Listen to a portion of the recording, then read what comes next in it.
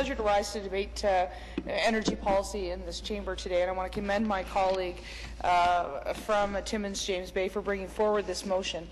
Though I don't think we necessarily agree on this, he and I have spent a lot of time in the past couple of months in the Gas Plants Committee, and I think the one desire that he and I do share is for more and greater accountability with respect to energy planning in this province, because there seems to have been a lack of it in the past decade. Well, and that I think is where we depart, because we certainly have our views on how we can move forward, and he has his, and I commend him for putting his ideas down for debate today. But I won't be accepting the premise in which he wants to move forward. And I think the problem is, the key issue with this motion is that the government's decisions are the ones that are causing higher energy rates in Ontario. It's not businesses and private sector companies like Bruce Nuclear or others across the province. It is a result of this Liberal government and their decision-making capabilities, or inabilities, perhaps, is probably the more appropriate term.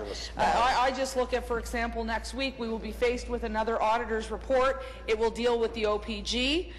They've been audited, and I quote from the AG report summary, quote, challenges in recent years in improving its operational efficiency and reducing its operating costs, especially labor costs. So we will get a sneak peek of that probably on Tuesday morning, and then we'll all have an opportunity to look at that more in depth. But I think, Speaker, that is a very key issue for us. You know, why would we want to give more power and authority to Crown corporations at this point in time, given the mess that we have seen with the OPA and others with respect to those cancelled gas plants, since it's very clear that it is this Liberal government that is superseding those agencies that they have traditionally set up as to be arm's length, that they have superseded their authority, they have interfered with their authority, and that is why our energy rates are high. So I would question that once again, why we give more power and authority to those public companies at a time where we would want to make it harsher for private companies. And I think that's an important distinction. And I think one of the other things that I do fully support is this private sector competition that actually starts to keep costs low, because there is competition and people want to enjoy. Have you seen the FIT program? I didn't interrupt your comments, and I would ask that you not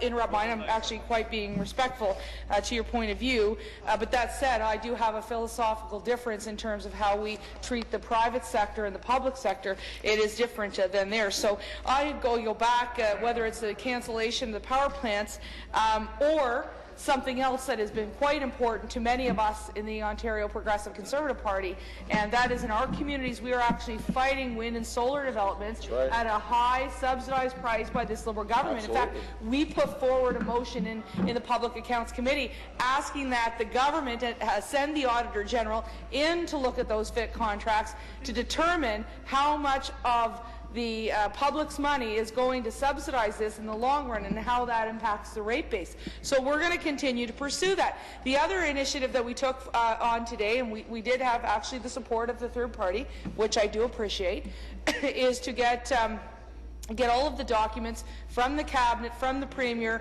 from the Ministers, and from the OPA with respect to the cancellation of the two gas plants in Mississauga and Oakville, and what that would, how that impacts the Ontario Long-Term Energy Plan, as well as the rate base for ratepayers here in the province of Ontario. We think that that's pretty important, because it's pretty clear that this Liberal government has the reverse Midas touch. They have the reverse Midas touch. Everything that this government touches with respect to energy policy turns to garbage instead of gold. And Speaker, it's not just in energy policy. I look at Orange, I look at eHealth, I look at Cancer Care Ontario, Gas Plants. Pan Am is another perfect example of this government. So again, if we are going to force private companies to be dealt with in terms of more accountability measures, then I think it would be more prudent for the Ontario government to start looking internally at some of its own areas.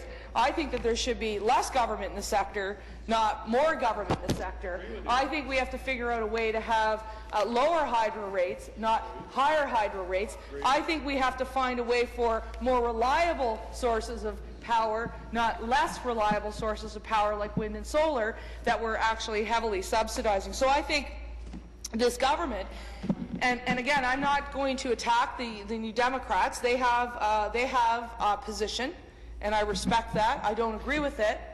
We have our position, which I think is based on solid fundamentals. We've had a plan for 2 years. We have been running on that plan. But I look at this Liberal government, and they put forward in the past 2-3 years a long-term energy plan that is effectively a short-term energy plan that's not effectively even worth the paper it's written on. And, Speaker, I'll tell you why. I'll tell you why. 2 days ago, I asked in this House what the impact of the rate base would be with the cancellation of the gas plants as it pertained to the LTEP. The minister stood up and he said, it's not even in there. Whoa. And then at the end of question period, after one of his aides in the back decided to say, hey, ho, ho, let's be careful, he goes, it is there now. So it magically appeared. So the problem is the minister himself doesn't even understand his own long-term energy plan. So it's no wonder that my colleagues in the New Democratic Party want to put forward this motion. Of course. It's no wonder that our parties put forward a white paper. It's no wonder that the two of our parties, despite, I think, some differences in how we would proceed, joined together today to say, hey, we need some more documents out of these guys with respect to the long-term energy plan and what the impact is going to be on rates. It's no wonder we've done that, Speaker, because these guys have left the public's rate base and the power system in Ontario in a complete and utter basket case of a mess. And we can't continue to do this. We have said very clearly that we have a long-term energy plan. It's called Paths to Prosperity, Affordable Energy. We've got a number of paths, 13 in total, that talk about the way that we can move forward here in Ontario. It is a vast set of policies that are very different than where the current Liberal government would take us, and I believe that Tim Hudak is the best person to put forward that plan, the best person to lead that plan, and the best person to restore affordable energy rights here in the province of Ontario. So while I will not be supporting this motion, I do congratulate my colleague from Timmins James Bay for at least thinking about accountability in the energy sector when this Liberal government isn't. Thank you. For the debate, the member